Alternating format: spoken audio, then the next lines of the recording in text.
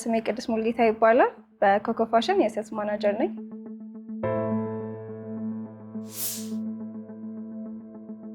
ትሬኒንጉ በጣም አሪፍ ነበረ። ኮዱን አስገብተን እስከ መጨረሻው ፔመንቱን በጣም ቀለል አድርጎ ስላሳዩን ትሬኒንጉ በጣም አሪፍ ነበረ። አድቫንቴጅ ይሄኛው መጠቀም ከጀመርን በኋላ በፊት ደረሰኝ በምንቆርጥበት ሰዓት ላይ ከስተመሮቻችን ታይም እናስረፍዳቸው ነበረ። ግን ይሄኛው ሞር ፈጣን አድርጎልናል። እንዲሁም ደግሞ አብዛኛው ጊዜ ከስተመሮች ሲገዙ ነው ታይም ቴክ የሚያደርጉት እንጂ ፔመንት ላይ መቆየት አይፈልጉም ነበረ። ሰው የበፊቱ ታይም ቴክ ያደርግብን ነበረ። አሁን ግን በቀላሉ ማስተናገድ እንችላለን ከስተመሮቻችንም ማለት ነው። እነሱም በዛ በጣም ደስተኞች ናቸው።